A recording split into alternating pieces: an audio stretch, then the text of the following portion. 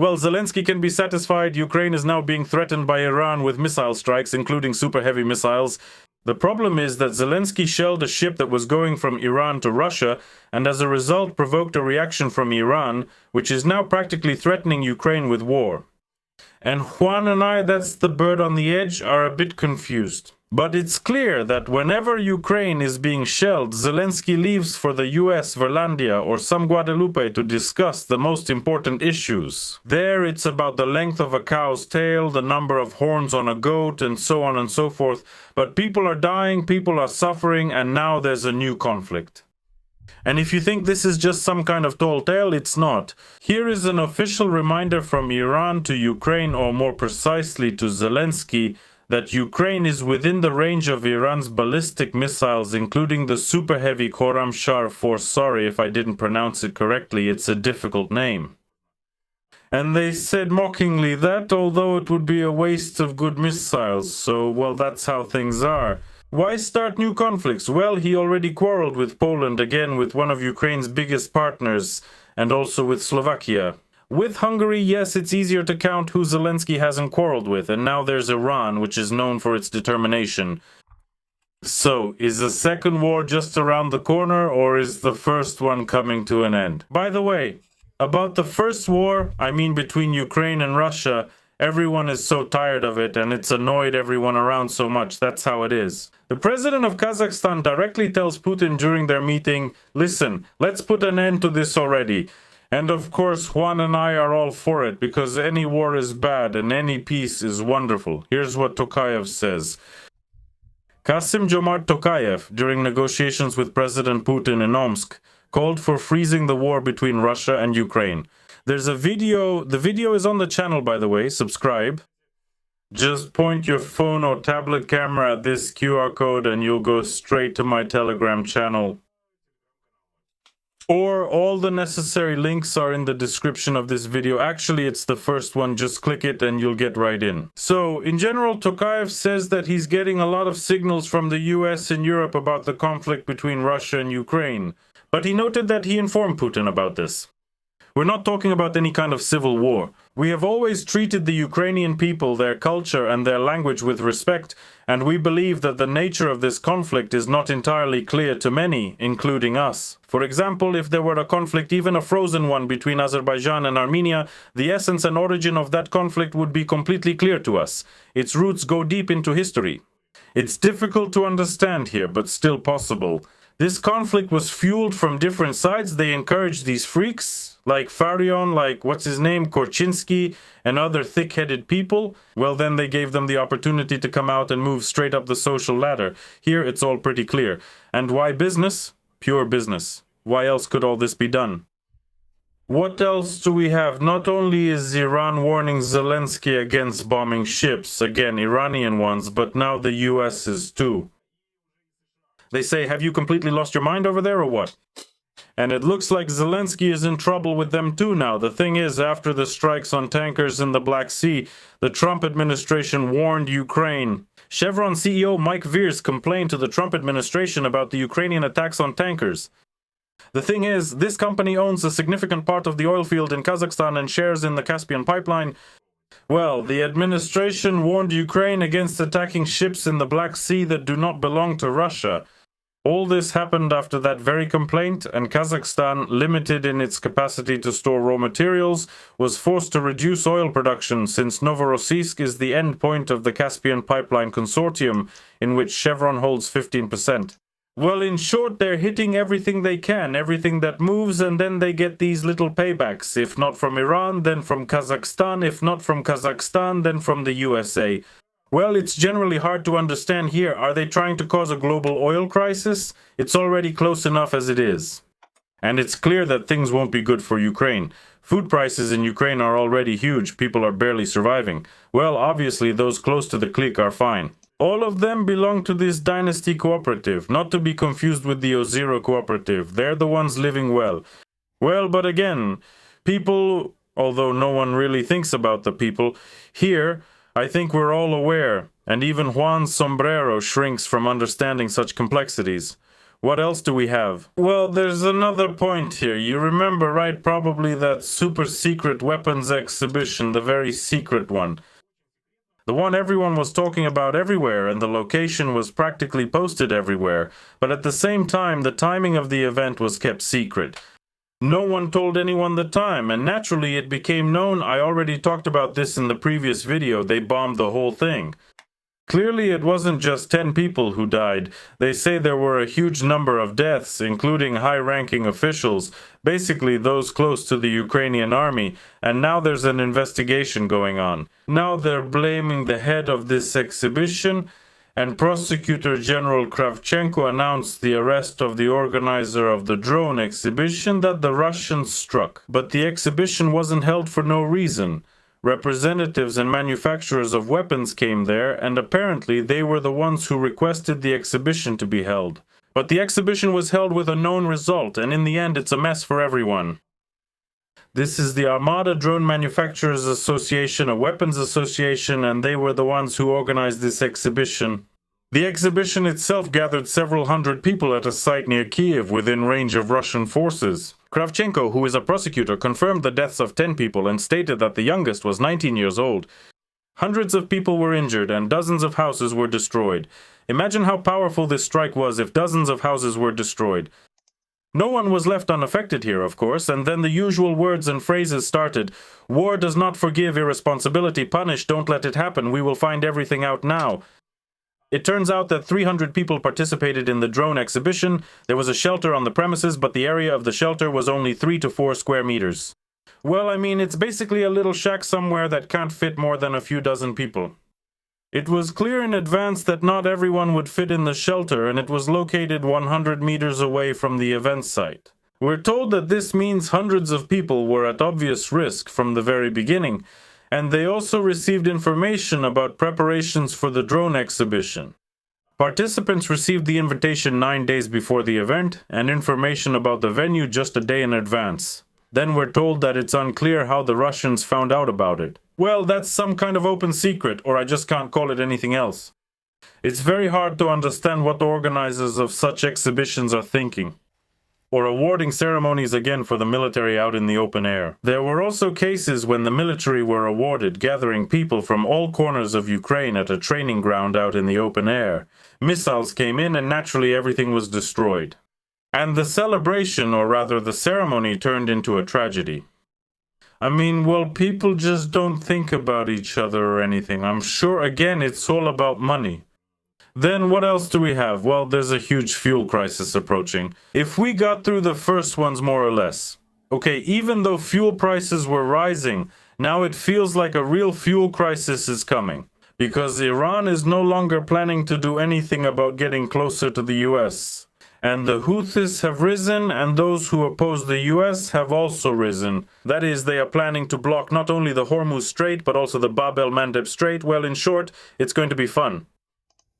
In light of this, the Minister of War, the so-called US Secretary of Defense, Hegseth, is going to hold a high-level meeting dedicated to an international coalition to protect shipping in the Hormuz Strait. The meeting is planned for next week. The date and agenda are still being coordinated.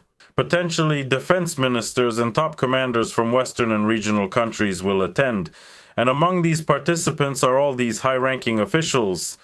And they all want to open the strait to commercial shipping. That is, at first, you can't explain it by anything but stupidity. They closed it all.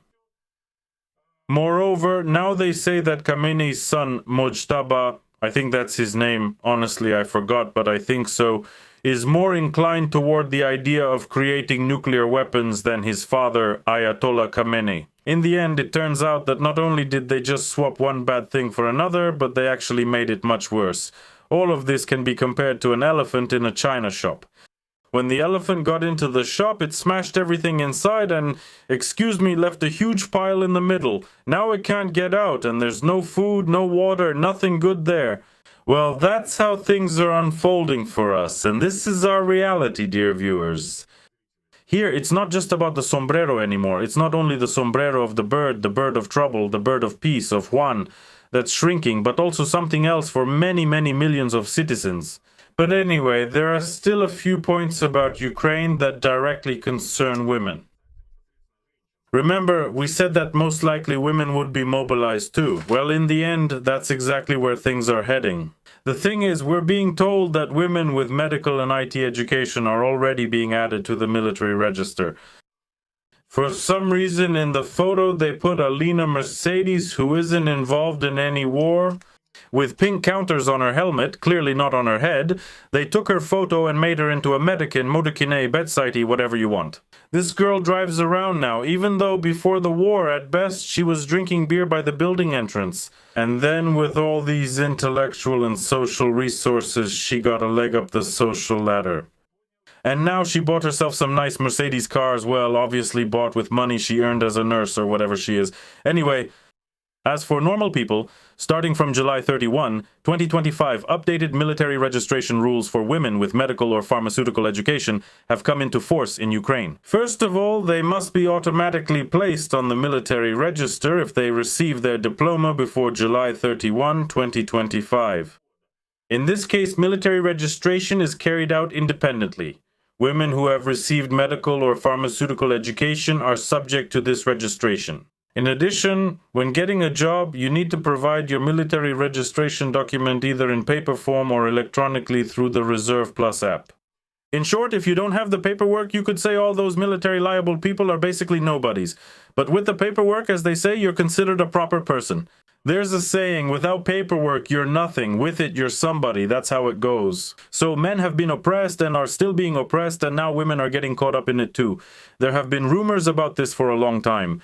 Well, now it seems all this will be carried out by the valiant keepers of the national home fires. I don't even know what to call it. Yeah, they've guarded it so much that the hearth is now so broken there's barely a coal left smoldering.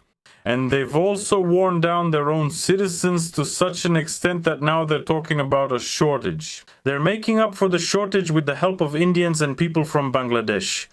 Well, in 10 years, Ukraine will need 15 million workers. And that's considering that hopefully there are still 20 million people left in Ukraine itself right now.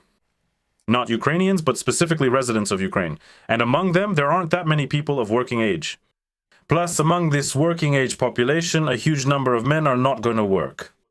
Openly, it's not being officially recorded for obvious reasons. You come to work, your boss sees you, and now management is required to automatically notify the authorities if someone gets a job. Here is your citizen liable for military service who isn't serving. And the valiant manhunters from the Territorial Recruitment and Social Support Center are notified, who for some reason are sometimes called servicemen, and then 1, 2, or 3 vans of resilience come for him. However many they found, that's how many showed up. In 10 years, they'll need 15 million people, but it's unclear where they'll come from. Naturally, no one will return to Ukraine. If a year ago, or even 2 years ago, some people were still planning to return, now, for example, among my acquaintances, only a couple of people literally say that if things get better, maybe we'll come back. And even that decision is getting weaker and weaker. Dozens of others say, "Are you crazy? What Ukraine? Are you serious?" So it's absolutely impossible to understand where they will get these 15 million people from. But already now, Ukraine is facing a massive shortage of workers. Nevertheless, attracting foreigners cannot automatically be seen as a solution to the labor shortage. What are they planning to do? Where are they going to get these 15 million people from? Juan and I are puzzled. It's unclear what, why, or how. Well, you've basically managed things to the point of disaster. It's like when someone is put in charge of guarding something, maybe iron balls. One lost it, another broke it, or something similar. I can't remember exactly, but it was along those lines. And let's take a look at those who inspire today's leaders. These are powerful leaders. I don't think we'll find any great intellectuals, so we'll focus on them instead. First, let's see what we have here, who they are, but we need to invite them. All right, let's hear from the clowns. Go ahead, comrades. Yes, well, these respected individuals are rushing to us to present their point of view on various things. Here we have all these indicators about our brothers, as always, with such a powerful, complex expression who says, obviously, that the Russian Federation must capitulate. And of course, he serves probably on all the fronts of the world at once and tells us what an ordinary person should do. This is about saving the lives of our infantry and, more broadly, our troops. That's why this is the foundation. That's why we always follow the principle of saving people, but also accomplishing the mission Victory is the only option, since anything else means capitulation. Do you think victory will happen in the next few years? We will have to fight, I think. For a year. Well, those who are actually fighting will have to fight, not all those mama's boys sitting in studios saying we need to fight, things like that. Then someone else we have in reserve suddenly showed up here, and in yet another cap is once again talking about how mobilization needs to continue. He himself got mobilized in some strange place, maybe it was a village outhouse or something, but he's talking about how people need to keep joining up, to keep enlisting. Mobilization, I think, will be a very difficult decision for the Russians. There's no guarantee it will actually change anything on the battlefield, and accordingly, that's exactly what needs to keep being done. Preparing our reserves, because a lot depends on our mobilization. Accordingly, it all comes down to resources again, to holding the front line, and maybe sooner or later moving on to some offensive actions. There's really no point in commenting here because, well, they just keep repeating the same thing. The only thing I'd like to point out is the persistence with which they managed to find some destroyed outhouses somewhere near Kiev or some tree lines. And they pretend that they're filming videos somewhere on the front line. Well, it's obvious that this is not the front at all. It's just someone standing near a building wall, filming, putting on a cap, and suddenly they're a soldier. Turn your home into an ocean. You can do it instantly, just like that, and that's it. And now you're sitting with your buddies in a dangerous trench, somewhere in the middle of the epicenter of a nuclear war, God forbid, of course. Well, and as a backup, he pretends. It's like a deputy. There's also a member of the National Security Committee, some former intelligence officer. And when there was an attack by Ukraine on the Kursk region, that deputy put on a helmet and pretended he was running off to attack. Well, I don't know. Maybe he was running to attack Putin himself. It was really funny to watch. Well, what won't you do for publicity? Then what else do we have? There's also this character, a fighter, a Valkyrie, like Kira Rudek. This woman lives in the US, occasionally scaring Ukrainians with visits to a country that's no longer her own. And of course, she talks about how we need to stop, punish, draft, and fight. You get the idea. To sink your teeth into the enemy's flesh. And since now, for people like her, even Ukrainians themselves are considered the enemy, she suggests hitting your own so that outsiders will be afraid. I think the main emphasis should be on the word attack. If it's an attack on Ukrainian soldiers, an attack on Ukrainian utility workers, an attack on any Ukrainian citizens, this is a crime, and people are reacting outside the legal framework. Our army needs people. It's every citizen's duty to defend their country, and until the war with Russia ends, the mobilization process will not end either. That's why people have this illusion that somehow the war might not affect them. We have a lot of people who, well, why is it an illusion? Here you are sitting, the war hasn't affected you. I get that there are various traumas, even from cosmetologists, but since the war hasn't directly affected you, why are you here talking like this? They don't want or plan to serve, but the state can require them to join the defense forces. That's why there won't be an easy solution. The poor thing's voice is even breaking. She wants everyone else to go serve instead of her, but she herself doesn't want to because, well, you know, on the front lines you could get killed. There are bullets, grenades. It's not a bookshelf with books that nobody ever read, but real instruments of death. So that's how things are for us. Either an Iranian strike on Ukraine is coming or who knows what. And at the same time, Zelensky is soon heading off for a trip to the US. Hooray, comrades! Hooray, goodbye, everyone! Once again, did I understand correctly that you yourself don't know the reason for the sanctions? For now, it hasn't been explained to you verbally or in writing? I don't trade my moral values for money. Those who are sanctioned are being demonstratively pressured, including veterans like me, as a combat veteran, and also regarding the awards. These awards were paid for with my health and with the blood I've shed here. And as you can see, I received one award from our army, and the other award I received from the president of Estonia. Zelensky has nothing to do with any of these awards.